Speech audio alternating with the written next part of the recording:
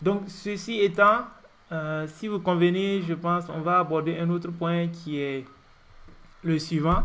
C'est quoi des données personnelles? Par exemple, on parle tantôt de voilà, un hacker ou bien un cybercriminel compromet notre ordinateur ou bien notre outil de travail, il dérobe certaines informations à notre niveau qui sont jugées être des données personnelles. C'est quoi exactement quand on parle de données personnelles? Et quelle valeur est-ce que ces données personnelles-là peuvent avoir pour ces cybercriminels pour qu'ils s'acharnent autant sur nous alors que bon, souvent on pense qu'on n'a rien de spécial. Voilà, on pense qu'on est juste un petit employé dans une entreprise et voilà que voilà des hackers vraiment de haut niveau vont s'acharner sur le petit employé pour dérober des choses. Donc qu'est-ce qu'on peut peut-être partager à ce niveau avec euh, l'ensemble des personnes qui nous écoutent également? Moi j'aimerais aller en premier avec un exemple concret. Ok. Donc, d'abord, la définition des données personnelles. Si c'est donné à caractère personnel, c'est toute information qui peut m'identifier avec toute information qui permet d'identifier une personne. Ça des données personnelles. Vous m'entendez? Roger, attends un moment, on dirait à quelqu'un qui a son micro qui n'est pas mute. Est-ce qu'il y a quelqu'un qui a son micro qui n'est pas mute? Ok, Roger, on peut aller. Je pense que c'est bon. Ok, donc je disais la définition facile que je donnerais à données personnelles ou données à caractère personnel, c'est toute donnée qui va permettre d'identifier une personne ou une entité. Maintenant, pourquoi on peut s'acharner dessus? Je vous donne l'exemple simple. Je ne sais pas comment ça se passait en Europe, mais ici, voilà. Il y a eu la crise du coronavirus. Le gouvernement américain a voté un budget et on va faire parvenir un chèque, en fait, un chèque ou un direct deposit, comment on appelle ça? Virement bancaire de 1200 $ à chaque individu. Parfait. Waouh, Comment je peux c'est vérifier, chouette ça. comment je peux vérifier que j'ai. Alors, Je disais que c'est chouette. et c'est 1200. déjà fait, c'est du concret. Ouais. Donc, mais les 1200 $, comment moi je vérifie que je vais avoir, que j'ai eu? Je m'en vais sur le site de l'IRS, c'est celui qui va gérer les virements. Et je mets juste mon adresse de maison. Donc, vous voyez, c'est une donnée personnelle. Je mets ce qu'on appelle ici le Social Security Number. C'est un numéro d'identification de chaque individu. Je vais le mettre et puis on va me demander juste mon année de naissance. Ces trois informations réunies vont me permettre d'aller m'identifier et voir si je reçois l'argent ou pas. Et mieux, je peux changer le compte bancaire où on va virer.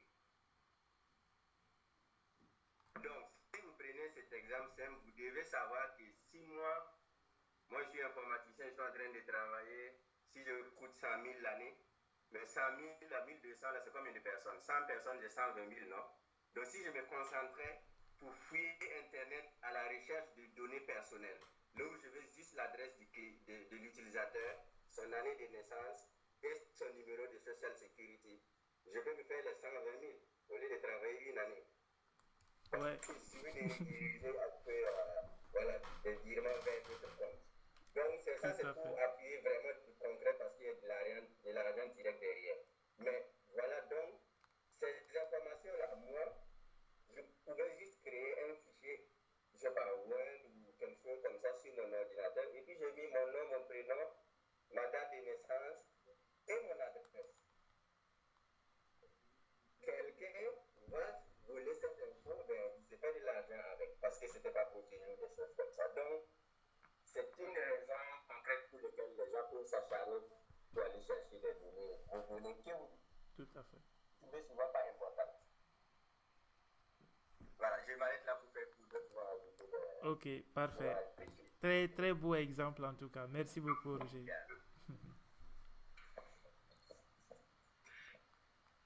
Donc, ouais, qui Bon, d'autre veut je intervenir? vais Oui. continuer et ajouter par rapport donc moi parce que les données personnelles c'est ce qui se vend aujourd'hui. Aujourd'hui, beaucoup qui disent aussi que que comment je sais pas, c'est comme si c'est devenu de l'or, de truc là. Je sais pas comment le terme utiliser. Parce qu'il y a l'or noir, le pétrole, mais les données, c'est l'or. En fait, pour ramasser toute l'adresse mail.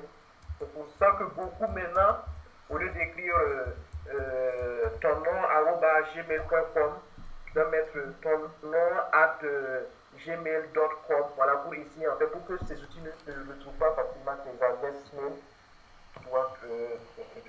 Il y a aussi les informations bancaires, comme il a dit en fait tout à l'heure, qui peuvent leur permettre de voler en fait des données. Il y a des clés privées, par exemple les crypto-monnaies aujourd'hui. Il y en a qui ont des wallets où ils ont de l'argent protégé par des clés privées. Donc une personne peut si on te chope ta clé privée, peut aller en fait se connecter et virer en fait, récupérer en fait tout ton argent. Donc c'est comme une personne qui obtient tes identifiants bancaires. Mais c'est vrai qu'à la banque, en fait, quand tu veux ajouter un nouveau bénéficiaire, ils vont demander à ce qu'on t'envoie un courrier, les mécanismes de protection. Mais avec les crypto-monnaies, on récupère ta clé privée et hop, voilà, on arrive en fait facilement à voler en fait tout ce qui se trouve dans ton wallet. Et on peut usurper aussi en fait ton identité pour faire pas mal de choses.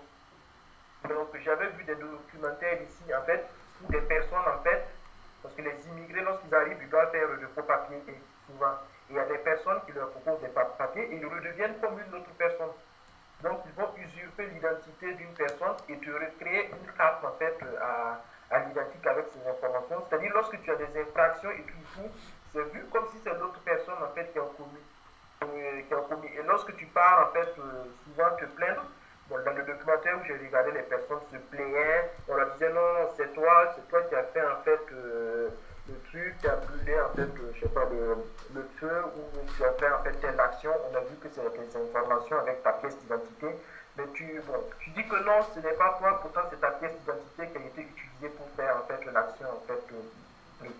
Donc il y a ça en fait qui peut subvenir, on va usurper en fait ton identité en fait pour faire la même chose. Il y a aussi en fait la connexion sur certains sites. Donc bon, souvent tu as besoin en fait de te constituer des dictionnaires de mots de passe et autres pour te connecter sur des sites. Par exemple, les comptes Netflix. Il y a des gens en fait qui se font en fait voler en fait, souvent tu te connectes et tu vois qu'il y a une personne qui utilise ton compte aussi Netflix. Parce qu'ils l'ont volé, voilà, pour ne pas payer, ou ton compte Spotify, pour se connecter et tout.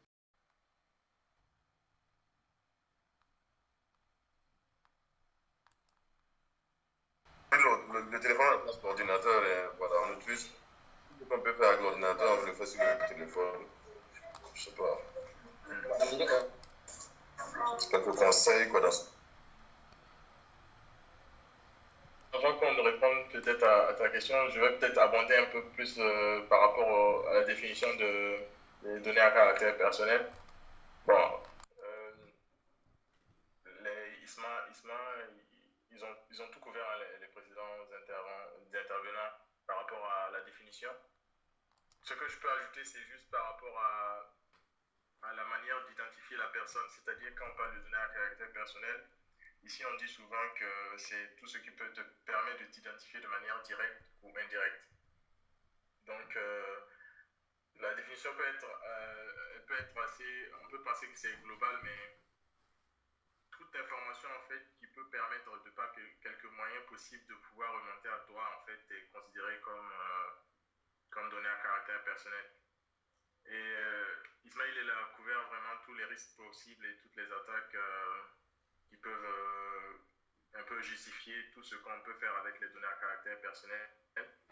Parce qu'il faut reconnaître qu'actuellement, rien que ton adresse mail, en fait, on va dire que c'est ce qui constitue en fait des sous pour l'entreprise en fait, ou pour le site sur lequel en fait tu t'identifies. Je partage juste avec vous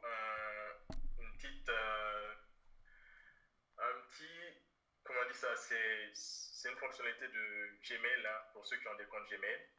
Ça veut dire que normalement en fait on est souvent amené à vouloir s'inscrire sur beaucoup de sites, sur des forums ou sur plein de sites en fait sur lesquels on veut s'inscrire, mais Gmail offre par exemple cette possibilité-là. Quand par exemple tu as un compte Gmail qui est, on va dire, faisal@gmail.com, si tu fais par exemple Faisal et tu fais plus, et tu mets par exemple le nom du site, je ne sais pas moi, facebook@gmail.com, ben, tous les mails qui seront envoyés à cette adresse retomberont dans ta boîte mail faisal@gmail.com.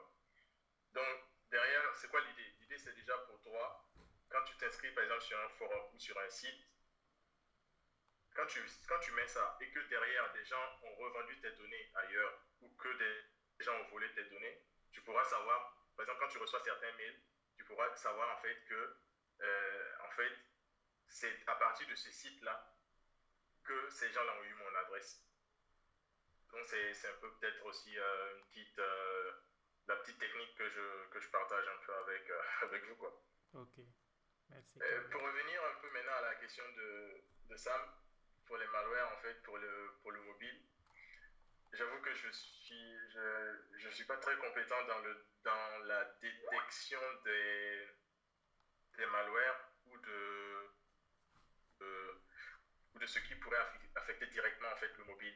Ce que moi, personnellement, ce que j'ai pu déjà faire ces derniers temps où c'est, voilà, sur le mobile, c'est que, par exemple, s'il y a une application que tu veux déployer sur le mobile, moi, je pourrais, par exemple, arriver déjà de déterminer toutes les communications qui peuvent sortir de cette application ou tout ce que cette application pourra stocker, et je pourrais vérifier, par exemple, le code pour voir tout ce qu'elle fait, en fait.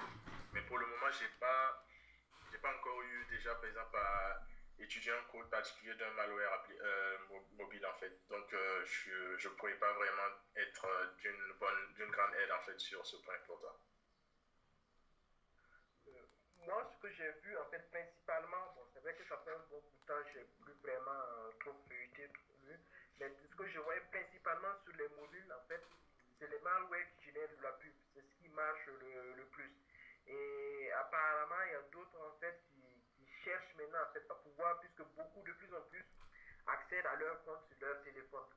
Donc, apparemment, il y en a qui travailleraient à vouloir récupérer les données bancaires, mais c'est vraiment très, très difficile. Je n'ai pas encore vu de cas. Mais ce qui marche actuellement, c'est surtout la pub. Générer de la pub, en fait, sur ton téléphone pour se faire, en fait, parce que la pub, ça rapporte, hein, ça doit rapporter, en fait, assez gros. Donc, voilà, c'est ce que j'ai vu principalement, en tout cas, sur les téléphones pour le moment. C'est les pubs. Et je ne sais pas pour du crypto mining, je ne suis pas. Je sais sur les navigateurs, ça se fait. Mais sur les téléphones, je je sais pas trop, en fait. C'est-à-dire, en fait, utiliser la puissance de ton téléphone pour faire des calculs, en fait, pour de validation dans les trucs, dans les blockchains pour pouvoir récupérer des ressources. Sur les Je navigateurs, il y a pense des que malwares. là-dessus, il y a Romuald qui pourrait nous éclairer parce qu'à un moment, si je me rappelle bien, il y a des trucs comme ça qu'il avait testé et j'avais vu ça avec lui. Donc, je ne sais pas s'il peut nous apporter quelques éclaircissements là-dessus aussi. Mais par contre, il y a Mèche qui essaie d'intervenir depuis un moment. Elle dit qu'elle n'arrive pas, elle ne sait pas si on l'entend ou pas. Mèche, est-ce que tu peux activer ton micro? Qu'on voit ici, tu... Oui, est-ce que tu parles actuellement? Mèche, ouais, on ne t'entend pas. C'est vrai qu'on ne t'entend pas. Je sais pas, est-ce que c'est des écouteurs que tu utilises? Si c'est le cas, peut-être tu pourrais les enlever et utiliser directement celui du PC. Essaie avec celui du PC, on va voir si ça marche ou pas. Allô? Ouais, là on t'entend maintenant. Ok. Ok. En fait, ça crache directement. Ok. Mais là on t'entend. Peut-être si tu veux intervenir. D'accord. Je voulais juste ajouter, mais je pense que Ismaël et Claver ont déjà abordé le point. C'était juste pour dire que les données à caractère personnel peuvent être aussi des cookies. Euh, voilà, les données qu'on stocke sur les sites internet ou aussi les données qu'on a chez les médecins, nos dossiers médicaux. Bon, mais je pense qu'ils ont déjà trouvé. Ok. Merci, Maître. Alors, Romuald, est-ce que tu voudrais apporter quelques éclaircissements en matière de l'utilisation du mobile pour miner des bitcoins ou bien de l'Ethereum?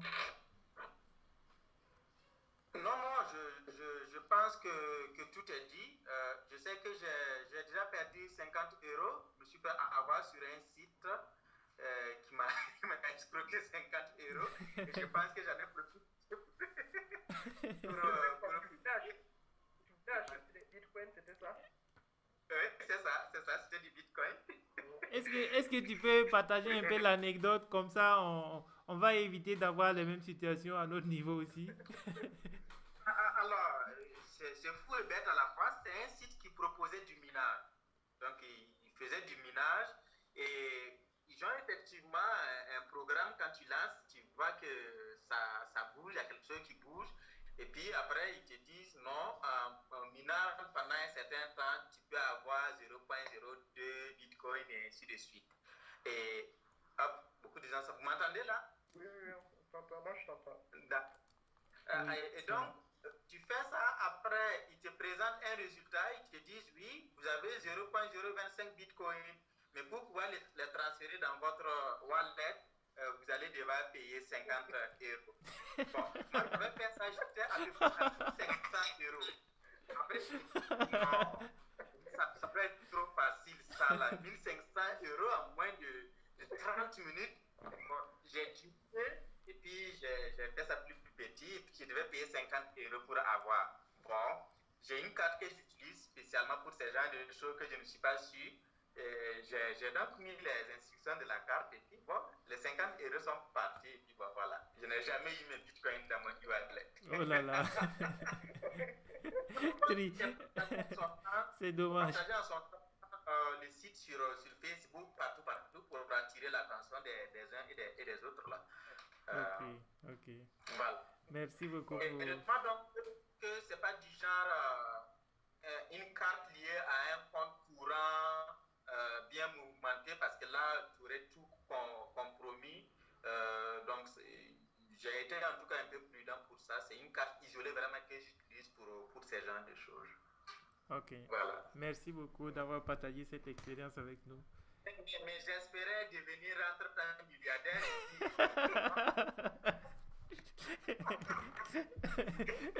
Là, ouais. ce sera sur d'autres choses alors.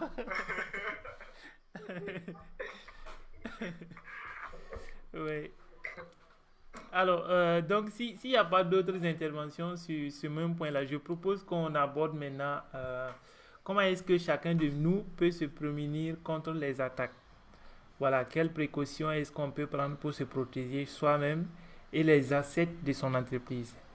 Voilà, au bureau ou à la maison. Comment est-ce qu'on peut s'organiser, voilà, quels sont peut-être les outils qu'il faut installer, quelles sont les attitudes qu'il faut adopter pour éviter que voilà, on soit soi-même attaqué, dérobé voilà, de ces informations personnelles ou bien des informations qui appartiennent à mon entreprise et peut-être créer de l'incertitude à ce niveau-là également.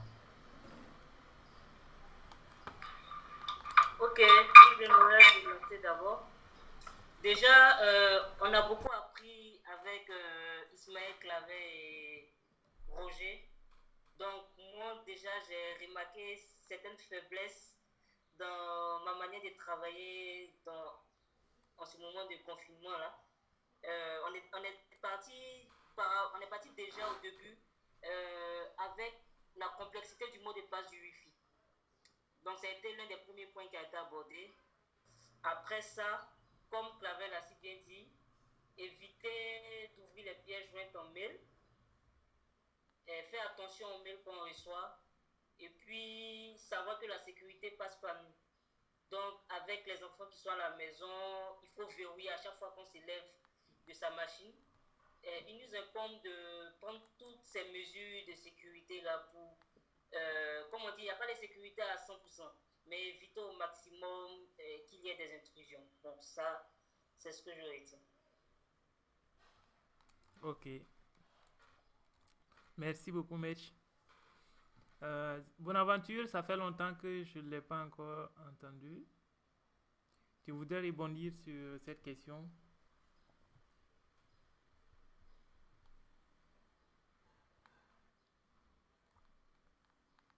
Euh, ou bien Romuald, avant que les experts nous étayent, nous donnent plus de détails sur comment est-ce qu'on peut s'organiser au mieux.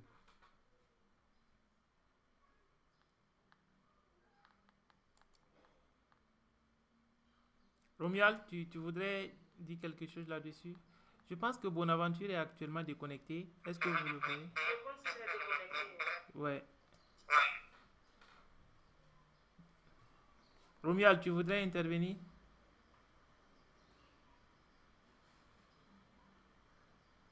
Ok. Déconnecté aussi, Romuald. D'accord. D'accord. Ok. Donc, on laisse les experts maintenant nous donner plus de détails sur ces questions-là.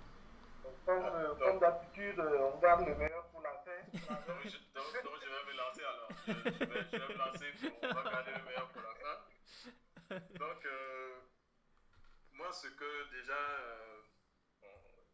on va dire que toutes nos interventions jusqu'à présent, en fait, on a couvert un peu, d'une certaine façon, les risques qu'on peut encourir ou les points d'attaque, en fait, qu'on pourrait exposer éventuellement. Donc, je suis ravi quand même que Medj ait déjà fait un petit résumé de ce qu'on a pu évoquer. On va dire que moi, ce que je peux ajouter, c'est que, bon, c'est peut-être un petit résumé hein, pour dire déjà, il faut essayer au maximum d'éviter de s'inscrire n'importe où ou n'importe comment. Ça veut dire que tout ce qu'on a comme proposition qui nous tombe dans nos boîtes mail ne sont pas forcément bonnes à prendre. Donc, tout ce qu'on reçoit comme mail, il faut toujours être vigilant. C'est vraiment beaucoup de vigilance. Essayer de se refréner, essayer de prendre du recul chaque fois qu'on est tenté de cliquer sur quelque chose, d'ouvrir quelque chose. Il faut déjà qu'on essaye de se prémunir par rapport à tout ça.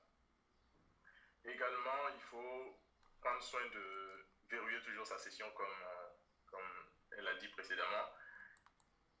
Et quoi d'autre c'est assez... pour prémunir l'entreprise, c'est peut-être aussi tout ce qu'on peut retransmettre en fait à ses collègues, tout ce qu'on peut envoyer comme faire suivre certaines pièces ou certains mails en fait qu'on peut retransmettre à ses collègues. Ou je sais que aussi il y a des entreprises qui implémentent une fonctionnalité au niveau de leur boîte mail qui correspond en fait au spam. Il y a une fonctionnalité qui permet de manière à ce que quand tu reçois un mail et que tu as des soupçons, si tu as des soupçons par exemple que ça peut être un phishing, que tu signales en fait à partir de là-bas et il y a une équipe qui prendra le relais pour vérifier en fait que toute autre personne dans l'entreprise qui a pu recevoir en fait le mail, on puisse essayer de régler le problème.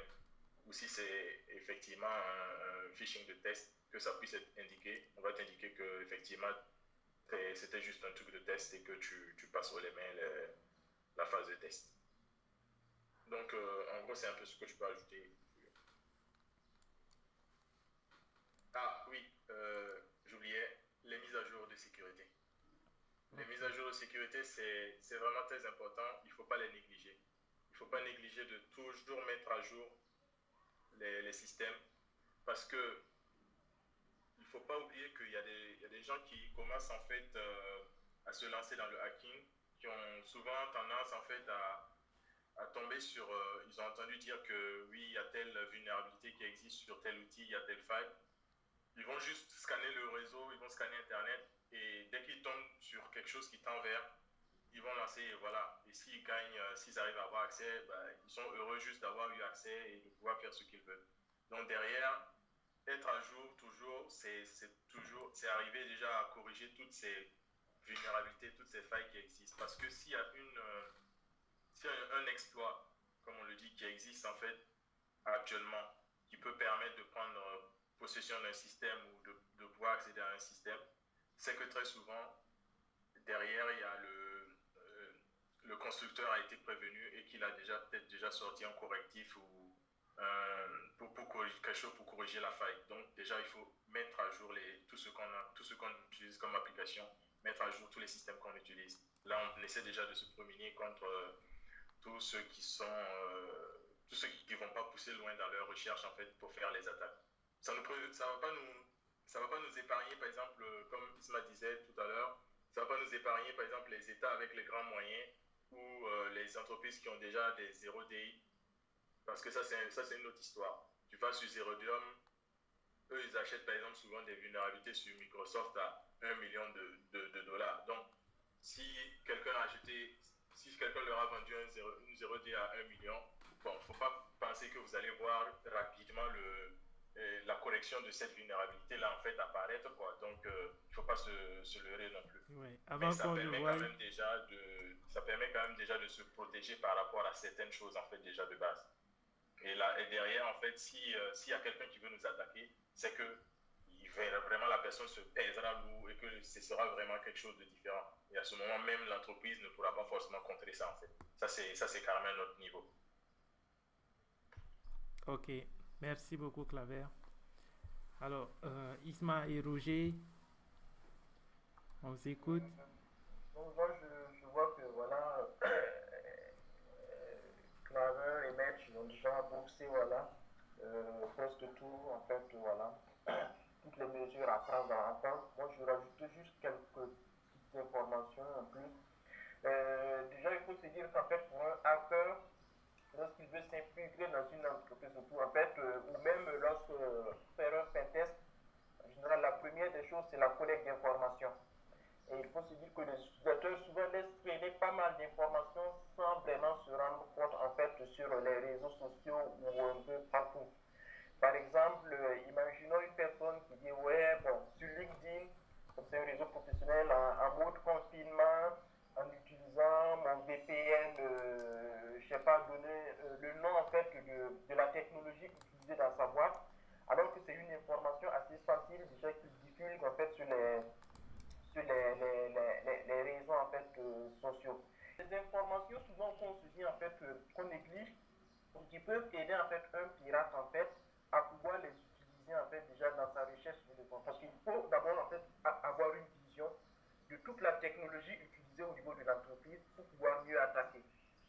Donc voilà, donc en fait il y a ces éléments à prendre, on a évité déjà de divulguer en fait des informations en fait du genre pour que les pirates. Et aussi bon, là c'est vrai qu'on est en télétravail, mais utiliser en fait peut-être des filtres de sécurité, par exemple, bon, c'est beaucoup plus en fait pour ceux qui sont ici à l'extérieur, ou bien une personne qui part dans un café pour travailler, ne pas voilà, s'asseoir en fait avec son PC ainsi que tous ceux qui se trouvent derrière toi en fait voient déjà en fait sur ton écran tout ce que tu fais. Donc ça peut en fait laisser fuiter quelques informations. Donc autant que possible des filtres d'écran là, de sécurité qui protègent, voilà, pour que lorsque tu bosses sur ton PC portable dans un lieu public, les personnes ne voient pas en fait que voilà tout ce que tu es en train de faire. Donc voilà, bon, c'est des trucs négligeables mais quand même qui sont assez importants et que des personnes avec un moyen qui visent vraiment à vous pirater peuvent en fait procéder ainsi en fait. Voilà. Donc, et ne pas aussi lorsqu'on voit une clé USB qui traîne un peu par terre, voilà, oui j'ai trouvé une clé, tu prends et que tu branches quoi, directement pour voir. Donc il y a des éléments un peu.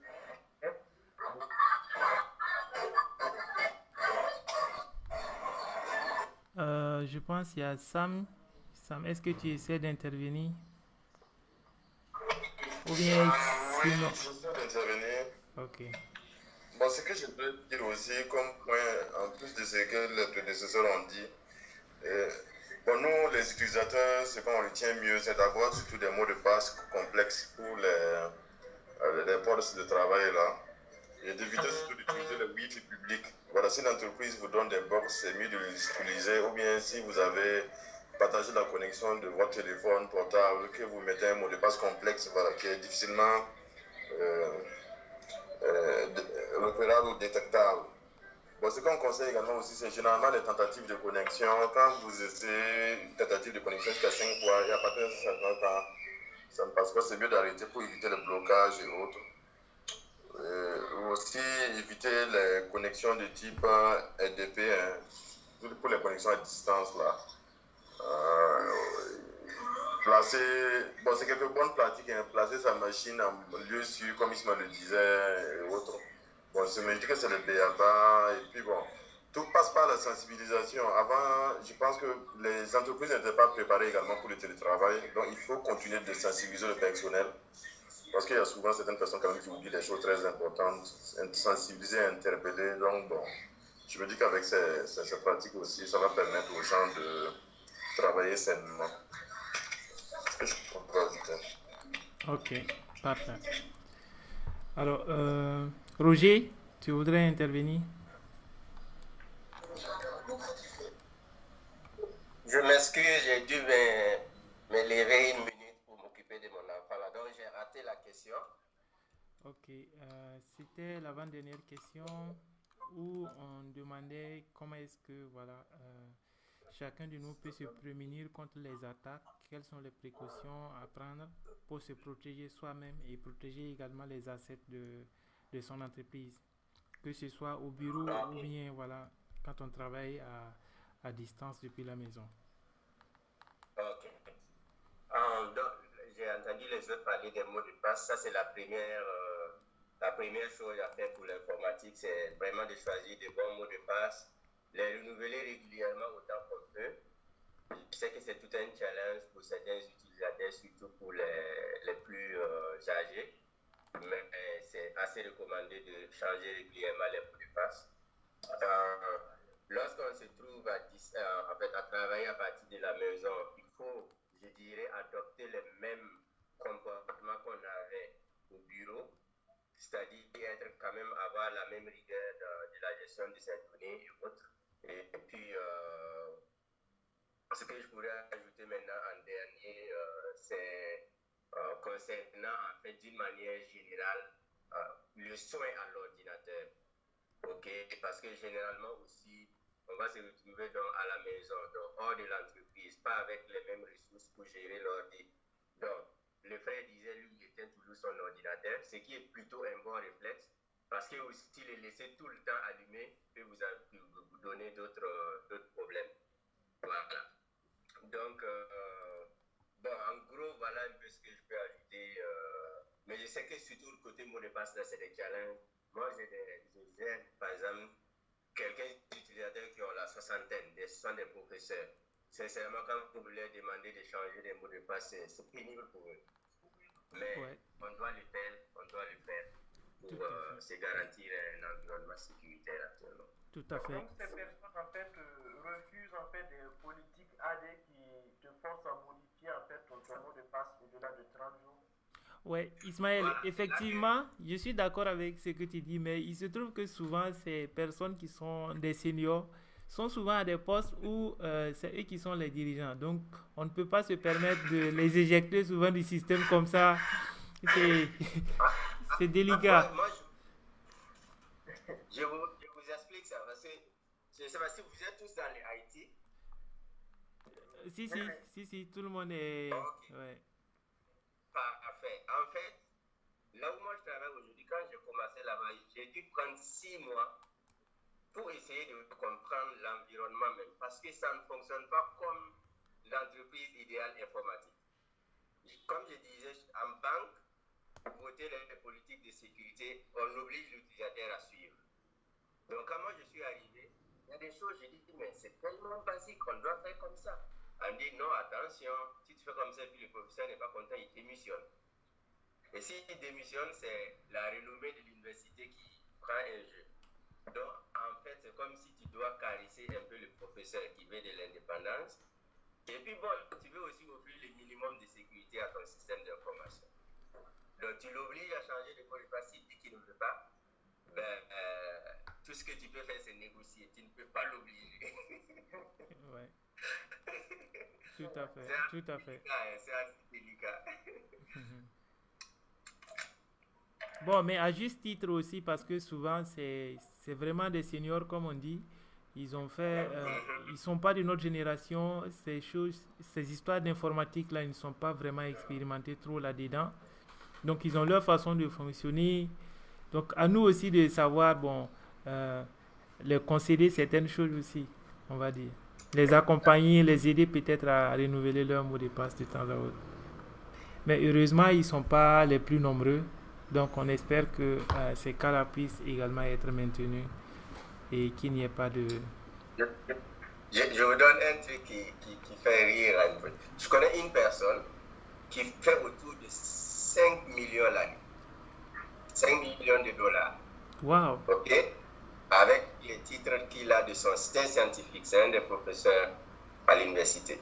Mais rassurez-vous, pour protéger ces données, lui donner un disque dur crypté, là où il va sauver les données, il dit non, il ne veut pas.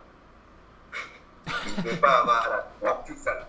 Mais tu vois, toi tu regardes ce qu'il fait, tu sais, le coût, surtout c'est des licences et des recherches qu'ils ont sur les ordinateurs. Donc ça peut les coûter. Mais comme disait le frère, il est d'une autre génération, il ne veut pas qu'on lui compte la vie. Ouais. Donc, à la fin, tu vas réussir à faire ce que tu veux, mais pas comme dans toute autre entreprise. C'est-à-dire que tu dois négocier. Tout à Tu fait. dois négocier avec l'utilisateur. Ouais. C'est Roger, ça, c'est toi, très toi, grave. tu es dans quelle université?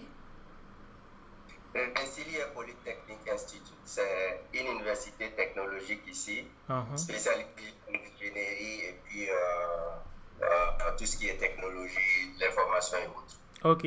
Dans quel état? New York, Ok. Wow. Super. yeah. Vous faites du doctorat, il y a des chercheurs. Ouais, tu nous as étayé ça, je pense. Les chercheurs, Ouais. aussi. Et éventuellement, s'il y a certains d'entre nous qui voudraient, voilà, continuer dans la recherche, voilà, Roger est déjà un point focal. Si ça vous intéresse, je peux vous vendre l'université en 1 minute. Et là, ça va attirer. Ouais, ça nous intéresse. Maintenant, moi, on doit venir là-bas. Ouais. C'est une technologique. Et si vous prenez un chercheur dans le monde sur 10, il y a un qui vient de l'université. Ok. C'est presque tout. La présidente de l'université, c'est celle on nomme Shirley Ann Johnson. Je ne sais pas, ceux qui ont fait physique la connaissent. C'est une des premières dames qui a eu un doctorat en physique du MIT. Wow. Elle pèse autour de 5,7 millions l'année comme ça. Ouais. Donc, C'est du lourd. l'université, c'est vraiment la technologie. Tout ce qui est ingénierie, ils sont pleins dedans. Et mieux maintenant, je vais vous vendre, c'est pourquoi je tiens à parler, parce que voilà comment ça fonctionne. Les professeurs recherchent des financements dans les entreprises. OK? Ouais. Parce que le professeur a l'argent, il cherche ses étudiants pour faire de la recherche sur le domaine qu'il veut. Tout ce qu'il veut, c'est les résultats à la fin. Maintenant, c'est comme on remarque, par exemple, le professeur chinois, il choisit en général des étudiants chinois. Vous voulez pas, c'est comme ça. Ouais, ouais. Des gens avec qui il pourra mieux travailler, c'est normal également. Donc, vous allez retrouver donc peu de blacks, peu d'Africains. Mais là, j'ai un ami sénégalais qui est professeur en physique et qui recherche bien ça. Les personnes intéressées à faire des masters ou des doctorats en physique sont les bienvenus. Et mieux, ça sera payé puisque vous êtes au labo directement. Et puis, lui, ce qu'il recherche, c'est surtout des Africains de l'Ouest pour faire un peu dans la même dynamique. Ok. Donc, si vous connaissez des personnes dans ce domaine-là, c'est les bienvenus. Pour le reste, maintenant, oui, tout est ouvert. Vous pouvez venir, tout est ouvert, mais c'est une université privée, ce qui fait que la scolarité est un peu chère et que je ne recommande pas si ce n'est pas derrière une entreprise que vous venez. Ok. Parfait. Voilà. Merci beaucoup. Avec pas mal de doctorants, en fait, pour des doctorants qui ont eu à changer, en fait, voilà, de carrière. Et de ce que j'ai compris, c'est que quand tu fais un doctorat, en fait, il faut être parmi la crème, en fait. Il ne faut pas faire un doctorat et puis être un peu moyen. Si tu n'as pas des articles, en fait, que tu publies beaucoup et que tu n'as pas une renommée mondiale, c'est difficile de te faire inviter dans des forums, en fait, un peu internationaux où on a besoin de toi pour que tu exposes, tu parles, en fait, de partout. Et les laboratoires, en fait, les gens, en fait, pour aller travailler dans certains laboratoires, en fait, c'est très, très difficile, en fait, si tu n'es pas reconnu et que tu as des travaux vraiment qui parlent, en fait, d'eux-mêmes. Si tu, voilà, bon, tu genre quelqu'un qui est un peu moyen, tu t'y connais, c'est très très difficile en fait de percer parce que en fait, tu ne seras pas convoqué en fait dans les trucs internationaux où tu dois exposer tes travaux, parler et voilà, bon, avoir aussi en fait de l'argent quoi. J'en connais un, bon, il a dû changer vraiment de domaine parce que c'était très très difficile en fait pour lui d'avoir des points où travailler en fait parce que tu fais des recherches mais bon si ça ne produit pas vraiment comme les centres le veulent en fait ils vont te bon, pousser un peu vers la sortie et récupérer des chercheurs en fait éminents reconnus dans le monde. Ouais. Je peux, c'est une réalité. Ce que je peux ajouter là-dessus, c'est que vous savez, tout ce qui est études, tout ce qui est école, on va dire, la réussite dépend des moyens qui l'accompagnent, en gros. Donc, lorsque, par exemple, on se retrouve à faire un doctorat et qu'on doit travailler en même temps pour nourrir la famille et autres, reconnaissons qu'on fait les doctorats juste pour faire, peut-être pour le papier. Mais, par exemple, dans le cadre dont je parle là, par exemple, je sais qu'un doctorant, il peut faire minimum $80,000 l'année. Ça, c'est payé par l'école. Vous voyez. Donc, on vous donne le cadre parce que ce qu'on veut de vous seulement, c'est effectivement ce que vous allez produire. Et voilà pourquoi nous, Africains, un peu, on est un tout petit peu en retard parce qu'on n'arrive pas à avoir les mêmes moyens pour investir dans ceux qui font de la recherche. Donc, voilà un peu, en tout cas, ce que je peux ajouter, mais c'est une réalité. Ok. Peut-être un autre aspect aussi que, à mon avis, on devrait également jeter un coup d'œil, c'est que très souvent, on va faire le doctorat, on pense peut-être à avoir une carrière dans la recherche, on voudrait être reconnu parmi les chercheurs. C'est un volet, c'est vraiment très bien, peut-être certains ont cette ambition-là à nourrir. Mais il y a d'autres volets aussi qu'il ne faut pas oublier. C'est que dans le domaine professionnel également, on a besoin de gens qui ont vraiment un niveau approfondi des choses, qui sont allés loin dans la recherche, qui connaissent et qui reviennent aussi dans le domaine professionnel pour voilà, exposer leurs connaissances ou bien essayer de booster les choses. Et dans ce sens-là, il y a pas mal d'opportunités, surtout dans notre domaine qui est l'informatique. Aujourd'hui, quand tu regardes les grandes firmes, que ce soit Facebook, que ce soit Google, Amazon, les grandes firmes en tout cas, actuellement, ils recherchent des gens aussi qui ont fait voilà, des études dans le doctorat, qui ont publié des articles, peut-être dans des domaines spécifiques comme, on va dire, le machine learning, data science, des trucs de ce genre-là. Mais à partir du moment où tu as fait de la recherche et que tu as finalisé un doctorat, quand tu postules dans ces grands groupes-là, on peut facilement te trouver un poste. Et quand tu as un poste aussi, ça va avec le niveau de salaire qui s'accompagne, qui n'est pas du tout à négliger. Donc, peut-être on peut avoir cette ambition-là de faire de la recherche, continuer dans l'université, dans la recherche. Mais au-delà de ça, si on se retourne aussi dans le monde professionnel, il y a pas mal de débouchés qui ne sont pas du tout négligeables. Mais ça, c'est à l'Europe. Par exemple, si on prend la réalité de vous, en fait, je ne vais pas dire, il y a un de nos profs, en fait, qui nous a tenu, un docteur, qui était de passage ici, et bon, il a habité chez moi, en fait, pendant quelques jours. Donc, on était ensemble, et il me racontait, en fait, que, voilà, lui, bon, il est docteur. Tu sais, l'enseignement chez nous, bon, ça, souvent, voilà, c'était un peu chaud, en fait, chez certains, voilà. Donc, il a voulu, en fait, repartir dans le milieu, en fait, professionnel. Et il a eu un entretien dans une mine, et il est allé pour faire l'entretien, et c'était un de ses étudiants, en fait, qui lui a fait un entretien. Et il a fait l'entretien avec c'était un ancien étudiant qui a fait l'entretien, et il a échoué. Il n'est pas passé. Et après, bon, l'étudiant l'a rappelé pour prendre un pot pour lui expliquer et lui a dit voilà, bon, désolé, je n'ai rien contre toi, mais ici les gens ont peur de ceux qui ont les gros diplômes. Parce qu'en fait, les gens ont peur de perdre leur poste. Donc, tu peux rentrer avec ton gros diplôme, en fait, tu vas récupérer le poste de certains. Donc, voilà, bon, les chefs ont un peu, en fait, souvent peur, en fait, de.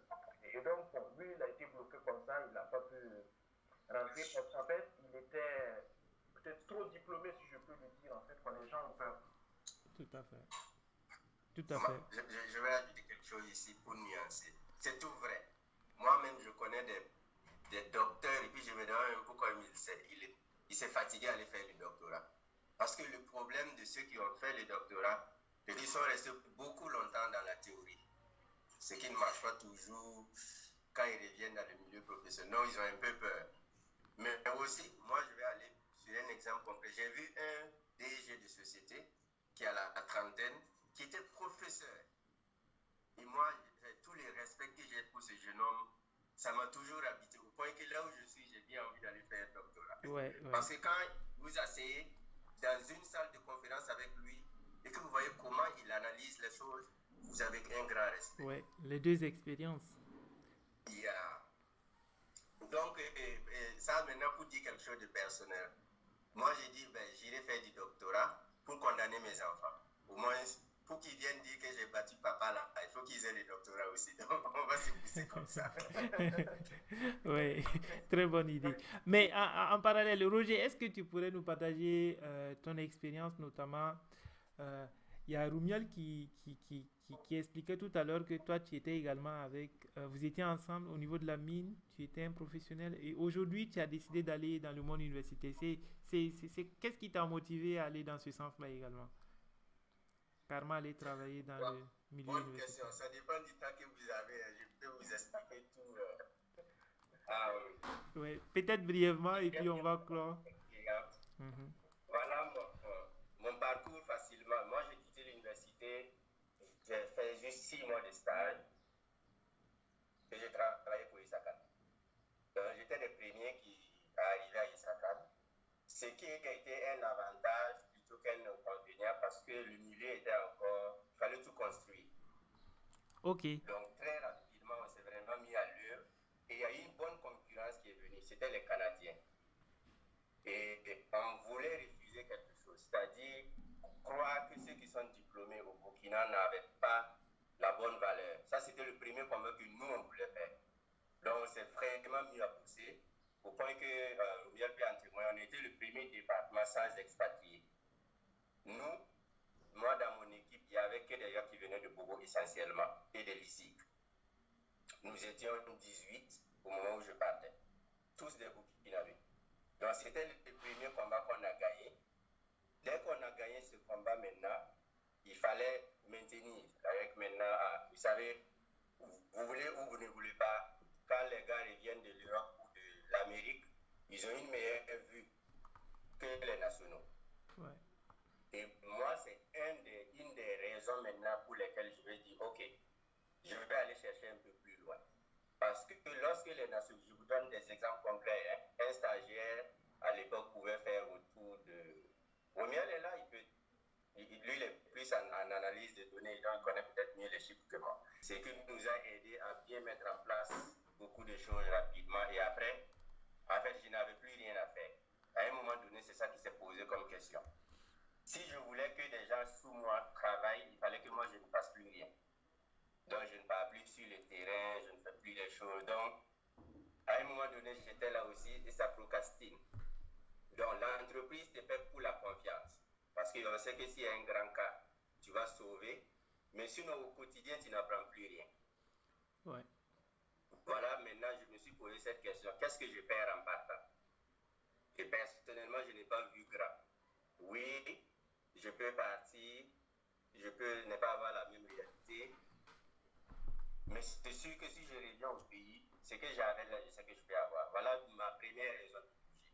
Ouais. Et deuxième, là, c'était l'anglais. J'en avais marre parce que, je ne sais pas si vous avez travaillé avec des bilingues et autres, mais nous, francophones, quand on est assis dans une salle de réunion, celui qui parle le plus d'anglais va faire le plus de relationnel avec le top management. C'est clair.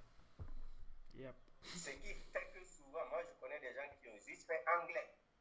Ils ont juste fait l'anglais à l'IO et ils sont très bien payés plus que des techniciens qui se battent, qui font le plus grand du boulot. Et la raison est plus simple, ils peuvent communiquer avec les directeurs, les DG et autres.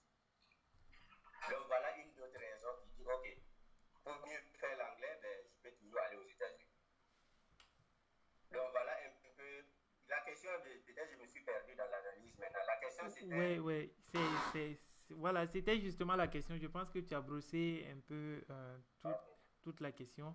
Maintenant, peut-être le volet que tu es en train d'aborder maintenant, c'est, voilà, comment tu as entrepris et comment tu as switché de, voilà, employé dans une structure carrément minière et aller dans un domaine universitaire. Ok. Euh,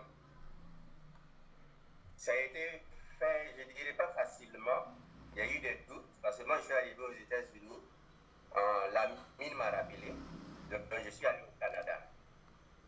Je suis allé au Canada, j'ai pris service là-bas. Et au bout de... Roméa, tu te rappelles encore? Je ne pense pas que j'ai fait un mois, j'ai démissionné.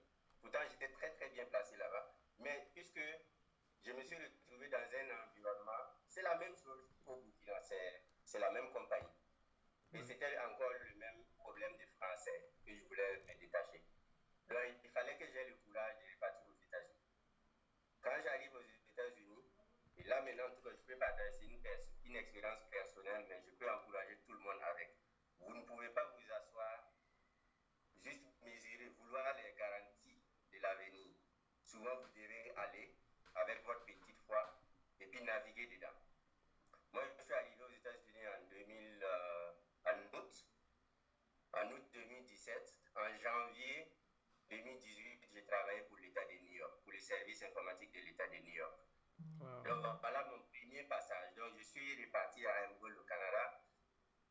J'ai quitté parce que c'était toujours le domaine minier. Mais là aussi, je veux partager un secret. Pour pouvoir prendre la décision, je posais la question à un professionnel des ressources humaines en lui disant, ok, moi j'ai des opportunités aux États-Unis et au Canada. Et le Canada, c'est le même employeur. Aux États-Unis, ça peut être autre. Et la personne m'a répondu, en tant que professionnel des ressources humaines, je te conseille plus les États-Unis. Si tu réussis à rentrer, alors tu auras prouvé que tu es un bon professionnel, plutôt qu'en allant continuer avec la même compagnie. Voilà la première chose. Donc, après ça, je suis venu aux États-Unis, j'ai eu à travailler pour le service informatique de l'État de New York. Et pendant ce temps-là, ce qui est très bien pour un chercheur de boulot, ça vous le savez, c'est quand tu as un boulot. Quand tu as un boulot, tu cherches le prochain boulot, tu négocies plus facilement. Donc pendant ce temps, j'avais des entretiens avec l'université qui me poursuivaient. Et donc, ils m'ont fait aussi démissionner du service informatique de l'État de New York. Pourquoi? Parce qu'effectivement, ils ont vu les avantages que la mine me donnait, ce qui était bien. Maintenant, pour passer de ce domaine technique minier au domaine de l'enseignement supérieur, ça, c'est ce que je disais là, j'ai passé quand même 6 mois à comprendre l'environnement parce que c'était vraiment différent. C'est tout différent. L'exemple que j'ai donné encore, c'est par exemple les utilisateurs ne les géraient pas de la même manière.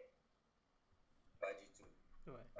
L'environnement ici, ce que j'ai aimé le plus, il n'y a pas de stress. Genre ici, mon boss n'est pas sur mon dos pour me demander des choses. Non. On vous laisse quand même le temps de planifier vos trucs. C'est vraiment très très différent du système francophone, ce qui est très bon. Et puis le reste, bon, l'informatique demeure le même, c'est les mêmes outils, les mêmes trucs qu'on utilise. Et puis, mais c'est pas forcément la même chose. Avec le domaine minier, en tout cas, il y avait un contrat. Là, tu gérais toute une usine de production. Là, tu te retrouves à gérer des gens et puis tu te demandes même, mais le produit fini là est où? Avant, là, c'était facile. Tu voyais l'or sortir. Ouais. Là, tu te demandes, mais le produit fini là est où? Donc, c'est un peu différent. Mais bon, ça a été bien. Je suis passé quand même aussi dans l'environnement où je gérais une petite salle serveur de 60 machines. Et maintenant, vous avez des data centers avec des terras pour donner l'exemple, c'est ce que j'aime toujours prendre parce que c'est ce qui choque. Genre, vous avez des serveurs où l'ensemble va vous faire peut-être 1 téra ou 2 téra ou 3 téra de mémoire. Wow. Je parle pas de distribuer. Donc, c'est tout un autre environnement. Tout à fait. Yeah. En tout cas, superbe expérience. En tout cas, j'ai eu beaucoup de plaisir à écouter tout ce que tu nous as raconté. Et c'est des choses, ça booste. Quand tu expliques comme ça, nous, en écoutant, on se rend compte que il y a des choses encore à faire. Il ne faut pas baisser les bras. Il ne faut pas juste se contenter de ce qu'on a actuellement. Il faut encore essayer de foncer. Il y a encore à découvrir. Le meilleur reste à venir. Merci beaucoup en tout cas pour ce partage-là. Donc, je pense que dans l'ensemble, on a... Est-ce qu'il y a des gens qui veulent rebondir sur voilà, cet honneur-là que Roger nous a fait de partager son expérience? Est-ce que vous voulez intervenir aussi là-dessus?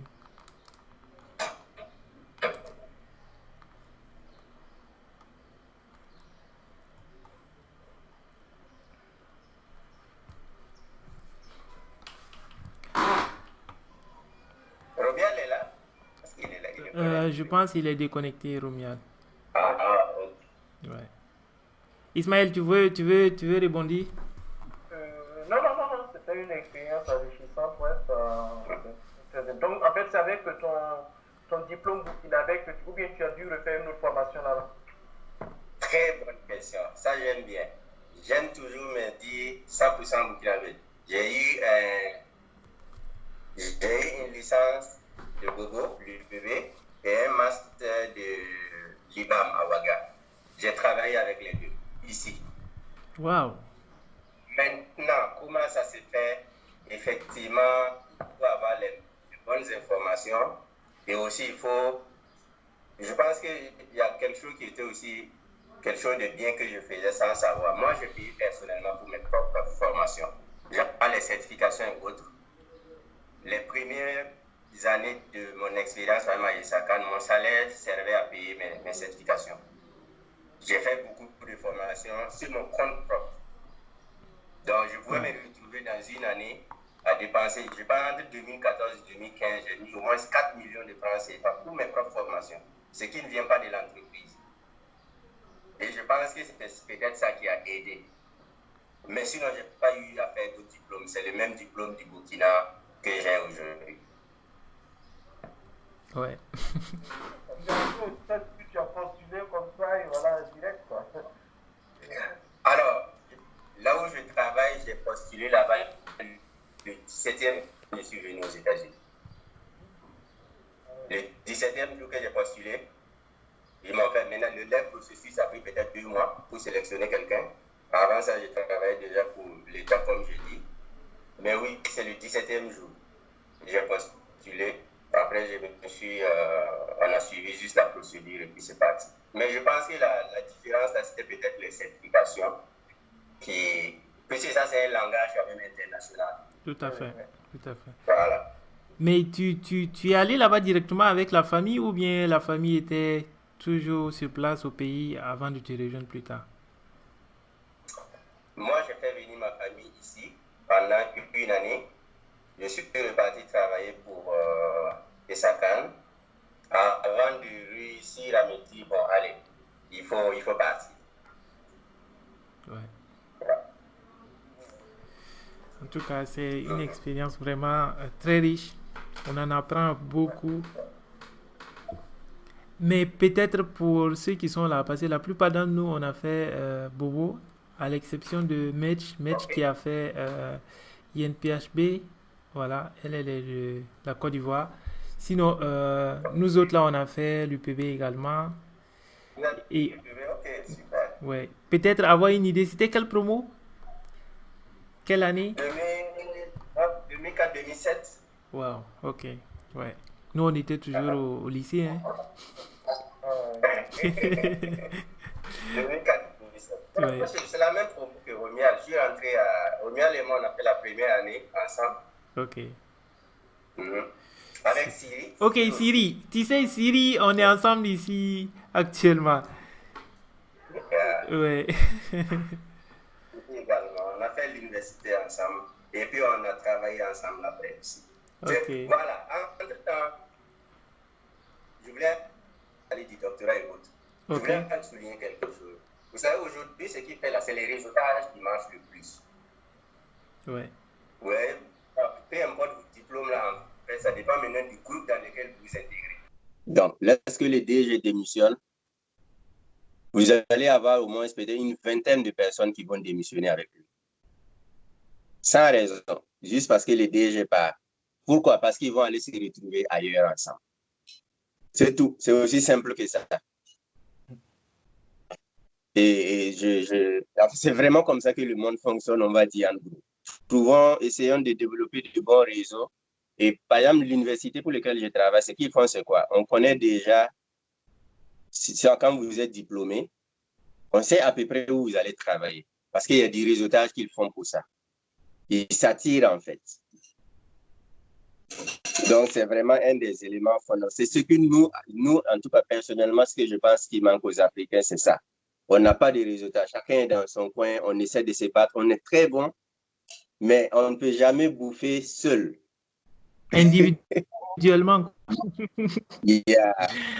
Et à partir du moment où tu es quelque part, même, on va dire, une certaine importance, il faut que tu aies des gens autour de soi-même. Parce que quand tu es seul, même si tu es bon, comment, tu as du mal à peut-être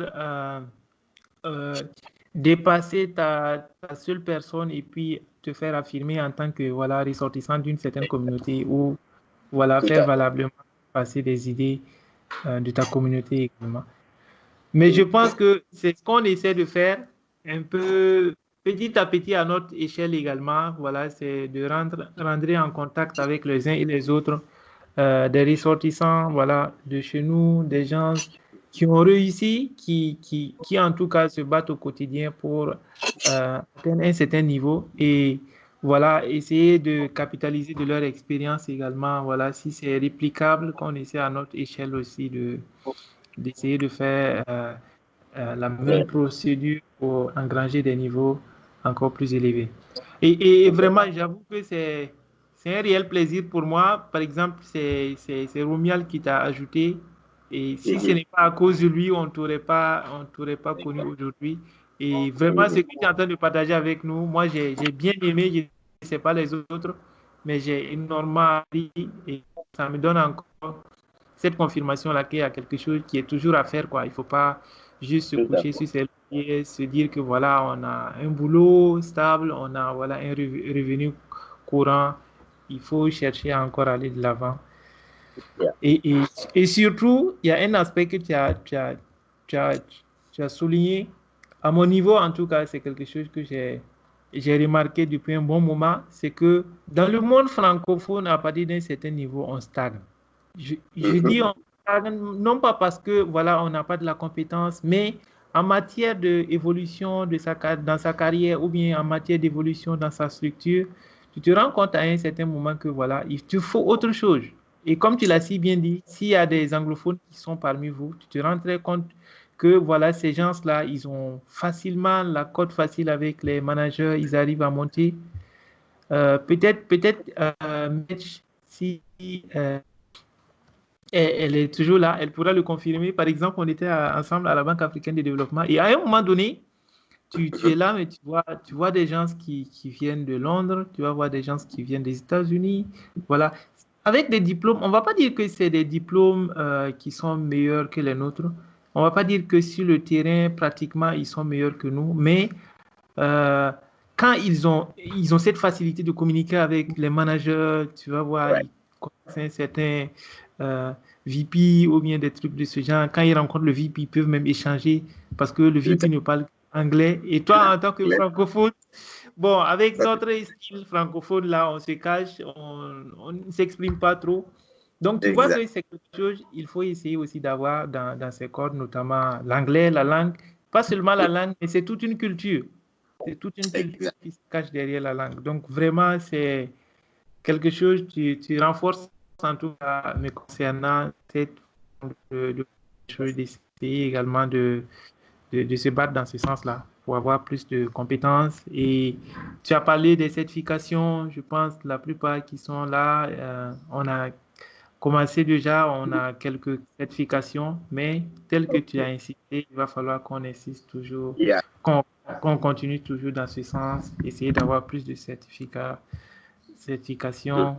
internationales qui peuvent permettre de booster les carrières à l'international si d'aventure on doit aller dans d'autres pays. Donc, tu veux apporter d'autres choses, Ismaël, Merch, je pense qu'il y a Sam aussi qui est là. Moi, c'est bon. Je vraiment adoré en fait le partage d'expérience. Merci. J'avoue que c'était très intéressant. J'ai beaucoup appris là. Une très belle expérience. Je pense que ça sera bien que ça soit répété. Yeah. Faisal, j'espère que tu vas l'interviewer bientôt. Hein. Ouais. Roger, donc, tu vois, c'est ce que j'allais dire. C'est ce que j'allais dire, mais heureusement, les gars ont déjà abordé le point. C'est que, voilà, si le temps le permet, bien sûr, on peut essayer d'organiser une séance pendant laquelle on va essayer d'échanger vraiment sur le parcours et également les conseils, les stratégies. Voilà des choses que certainement toi aussi tu as appris, tu aimerais peut-être partager avec les plus jeunes, on va dire. Voilà, parce que la plupart d'entre nous, on est des promotions juste après vous. Et donc, on apprend toujours de vos expériences.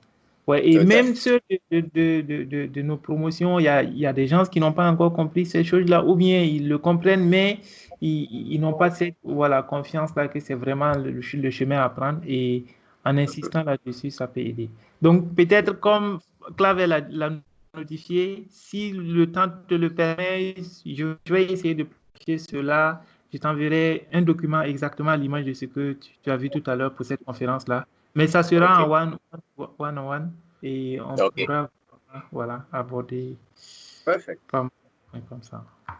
Avec plaisir, avec plaisir. En tout cas. Sam, tu veux...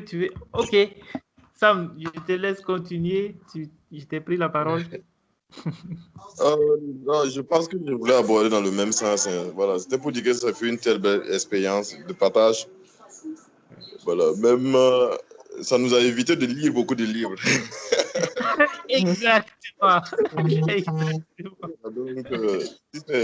si c'est répété souvent, je ne sais pas combien Faisal va voir ça, mais peut-être même si c'est une fois par trimestre ou par semestre là. Voilà, que des informaticiens se retrouvent pour échanger sur divers points. Bon, on apprend beaucoup, quoi. Et puis, on partage les uns pour les autres. Et on se fait connaissance, on garde des bonnes relations. Tu vois. Je ne sais pas ce que l'avenir nous réserve. Il nous appartient en tout cas. Mais petit à petit, on va dessiner. C'est ça.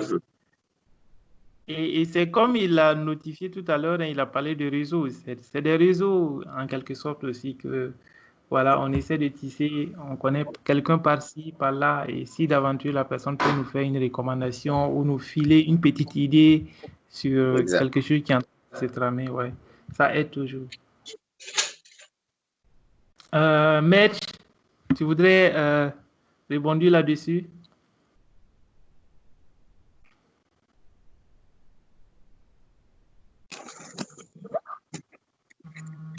Ok.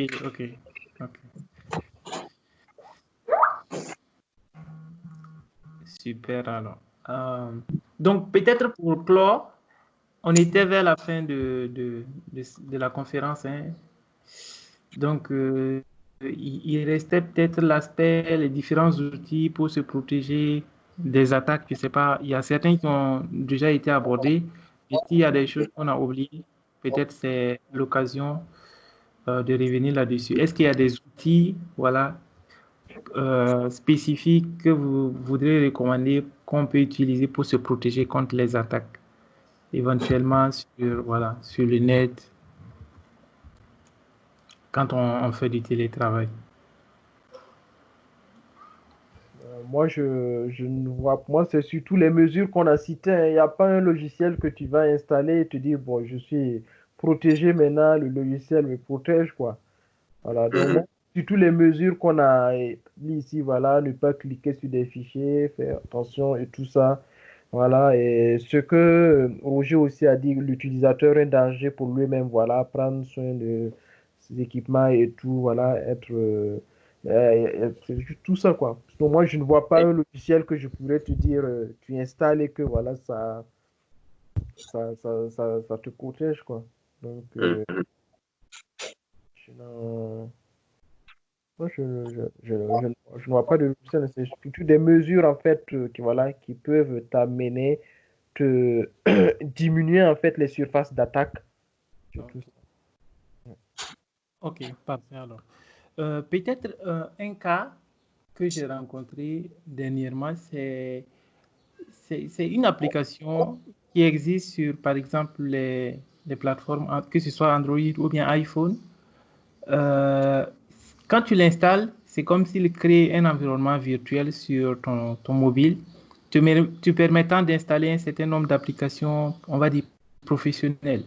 De sorte que quand tu installes des applications dessus, ça crée carrément un environnement différent de celui de, voilà, des applications standards que tu as sur ton téléphone. Et ça s'appelle Android Device Policy, par exemple. Il y en a aussi sur iPhone, mais celui-ci, sur iPhone, je pense, c'est Google Policy, quelque chose de ce genre. Donc, je ne sais pas, est-ce qu'il y a des gens qui le connaissent, qui l'utilisent déjà? Non, je ne connais pas du tout. Hein. C'est la première fois dont j'entends parler. Je ne connais pas. Mais il faudrait voir aussi la sécurité de cet outil-là. C'est ça aussi. Donc, ça peut exister alors qu'une personne a une faille qui lui permet de s'infiltrer. Je sais qu'au plan professionnel, il y a des outils comme ça. Chez nous, effectivement, lorsque un utilisateur veut utiliser le téléphone pour accéder, genre rien qu'aux emails, on va devoir créer cet environnement virtuel pour lui. Il y a un outil web de VMware, la Workspace ONE, qui permet bien de le faire. Je n'ai pas mon ordi allumé là, sinon j'allais regarder. Il y a d'autres outils aussi qu'on utilisait avant pour faire la même chose. Mais l'idée, c'était vraiment de séparer les données personnelles et des données professionnelles. Et aussi, ça permet, par exemple, après, quand je suis connecté, lorsque l'utilisateur va me dire j'ai perdu mon téléphone, qu'à la limite, je puisse effacer ces données d'entreprise. Ok. Merci pour le partage là. Mais à Workspace ONE, pour ceux qui veulent faire des suggestions à leur entreprise, Workspace ONE, il fait ça. Okay. Donc, ceci étant, maintenant, on peut faire un tour de table rapidement pour les mots de fin. Est-ce que chacun peut se prononcer peut-être son mot de fin et éventuellement des conseils pour tout un chacun et des propositions, bien sûr. Si vous avez des propositions éventuellement pour le type de conférence qu'on a organisé ou d'autres idées, c'est vraiment la bienvenue. Oui, Claver, tu veux?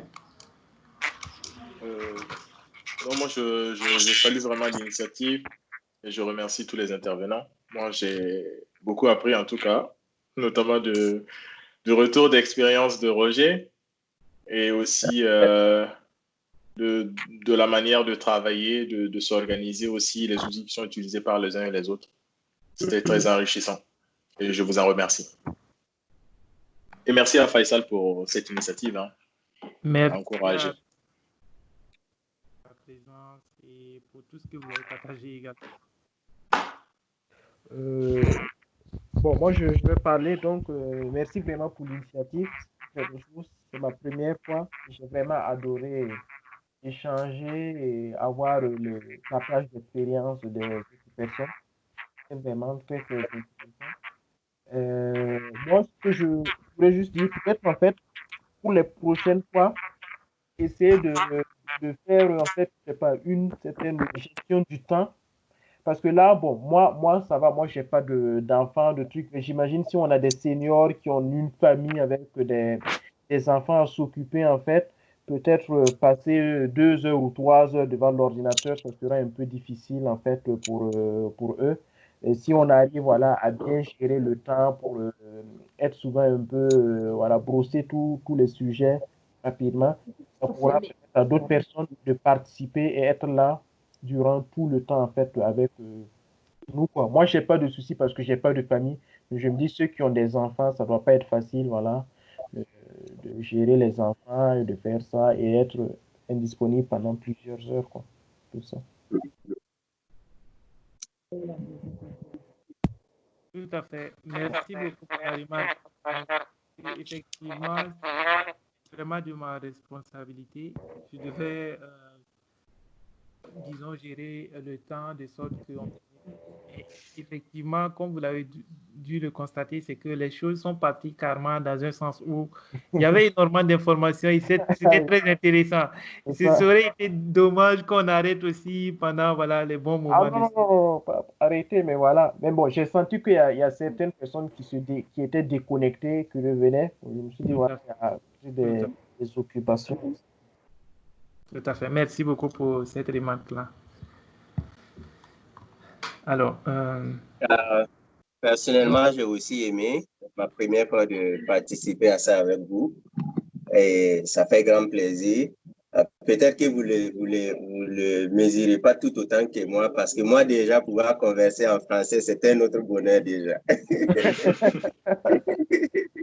Yeah. ok. Ouais. Et vraiment Donc, les infos. prochainement, ce qu'on va faire, on va parler en anglais alors. Comme ça, nous aussi, ce serait un Plaisir. bonheur. Donc, vous savez, la langue, vraiment, la langue, ça unit, c'est très beau. Quand vous quittez votre pays, que vous n'entendez plus du tout parler de la langue et que vous entendez, vous êtes vivant de nouveau, quoi. Donc, le retour d'expérience des uns et des autres, c'est vraiment très riche. Et puis, c'était un bon groupe parce que nous ne sommes pas dans les mêmes poules en informatique, ce qui est très bon. Donc, ça donne une belle couleur à la chose. Comme l'a souligné les frères, effectivement, si on peut gérer les temps, ça va être encore bien.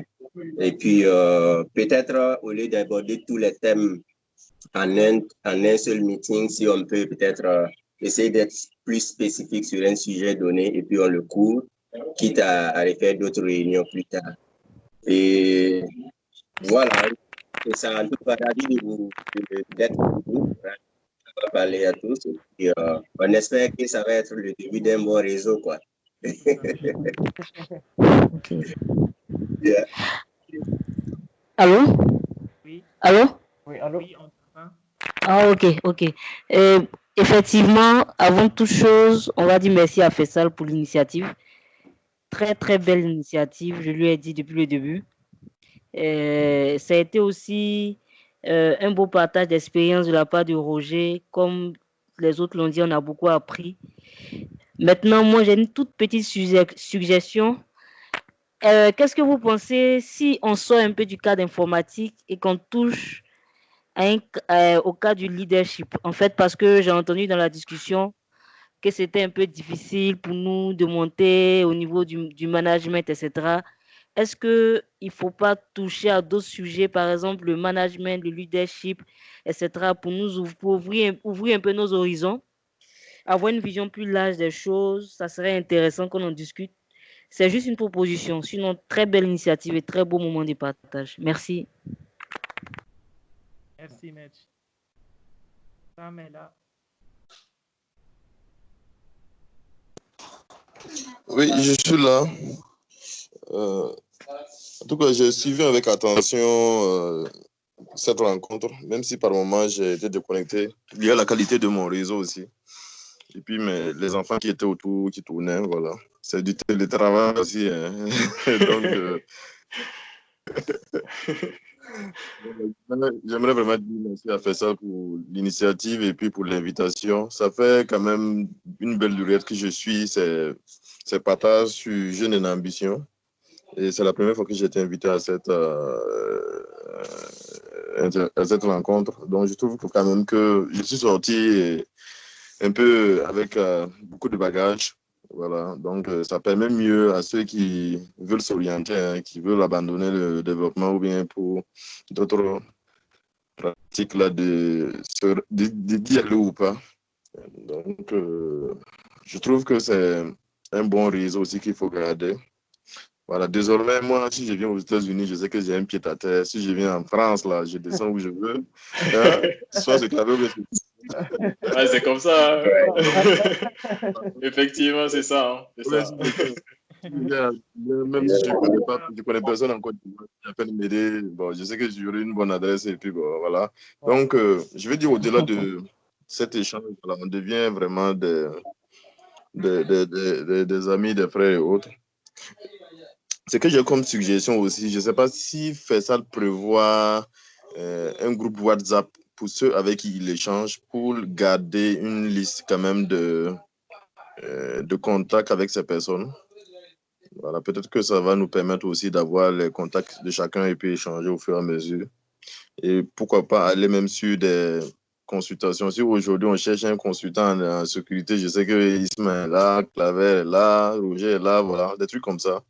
Donc on pourra quand même travailler sur d'autres projets pratiques parallèlement au cas où il y a des consultations ou autres, quoi. Donc, c'est ce que je vais dire. Merci beaucoup. J'apprécie aussi l'initiative de Médé qui dit qu'il faut aller vers le leadership. En tout cas, côté informatique, on est un peu limité dans la tête. Je ne sais pas si c'est parce qu'on ne voit que 0 ou 1. Voilà. Les postes de manager. Les postes de manager sont rarement occupés par des informaticiens qui font surtout l'exception, même s'ils parviennent. Donc, je pense que c'est mieux aussi d'aller vers ça pour un peu encourager les gens à ne pas être seulement que des experts, mais des MD, des directeurs et autres, quoi, d'entreprises et autres. Donc, bon, ça serait bien aussi de diversifier les sujets. Je sais que Faisal en tient déjà compte de ça, mais bon, juste pour appuyer aussi, quoi. Ok, merci. Merci, Sam. Peut-être notifier que Sam, actuellement, il est en train de rejoindre le corps des managers. Hein. Donc, ce qu'il dit, c'est une réalité. Il ne faut pas qu'on pense que le 0, voilà. Très bien, félicitations. Le manager, maintenant, Sam. Le petit ouais. Non, mais c'est très bien ça. Alors, peut-être pour ma part, comme divers, ce que je voudrais peut-être notifier, c'est que après avoir eu quand même ces conversations avec les autres, ce que je constate souvent, c'est peut-être une caractéristique à nous tous qui sommes des originaires d'Afrique, qui ne sont pas nécessairement orientés habitudes anglophones et tout ça, c'est qu'on est vraiment très restreint. C'est-à-dire, on ne s'ouvre pas beaucoup, on ne communique pas beaucoup. Il y a certaines informations, souvent, on pense que c'est personnel, on le garde pour soi. Mais par exemple, prenons pour exemple ce que Roger a fait ce soir.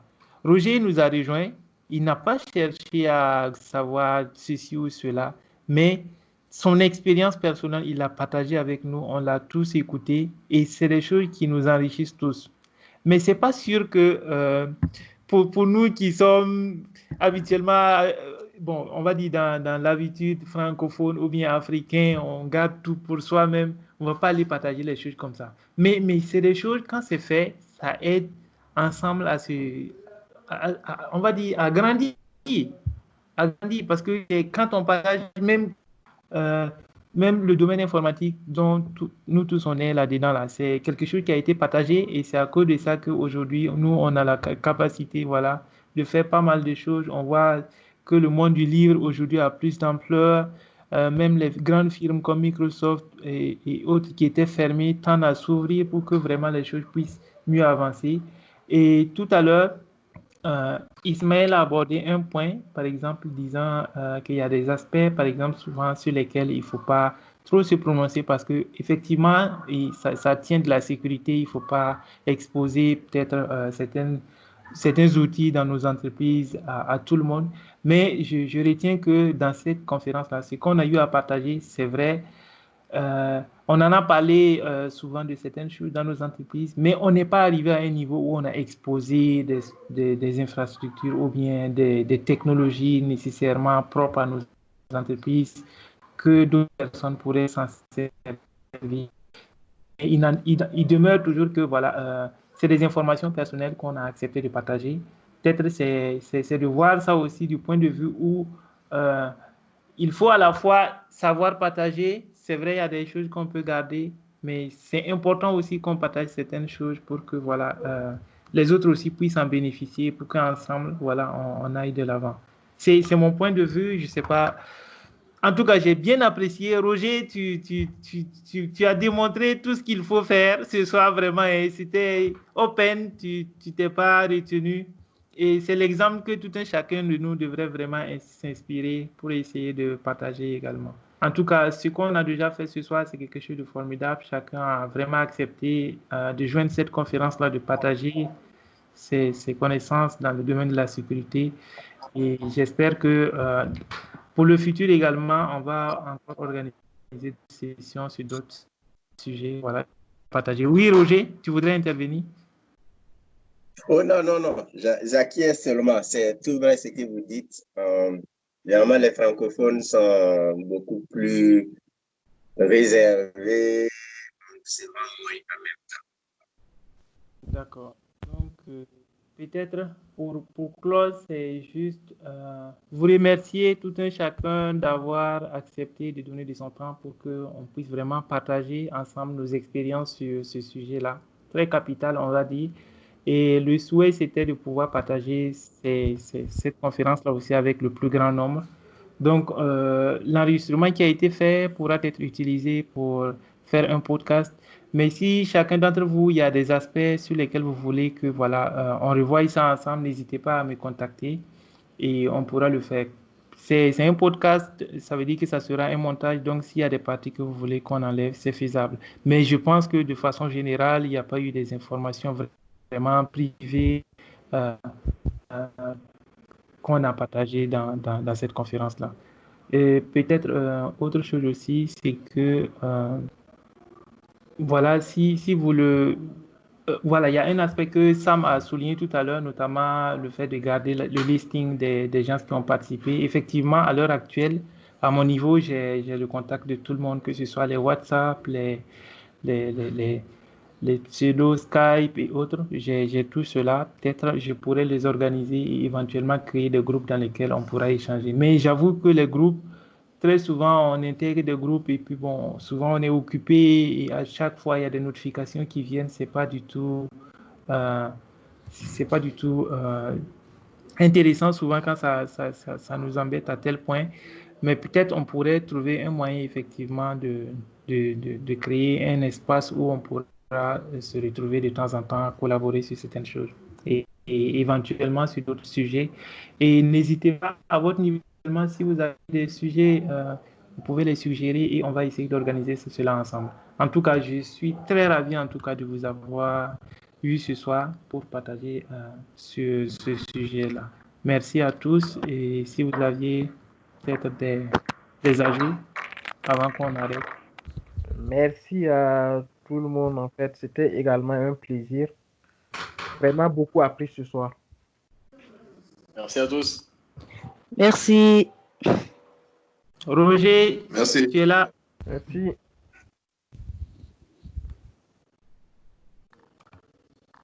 Ok, Je pense qu'il est déconnecté. Ouais. d'accord, d'accord. Ok, merci à tout le monde.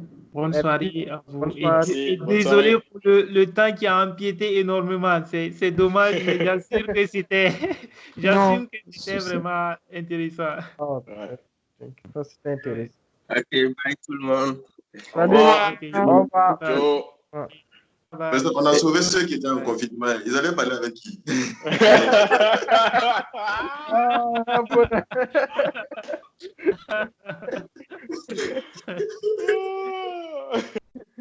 Ouais. Bon, ok. Bye.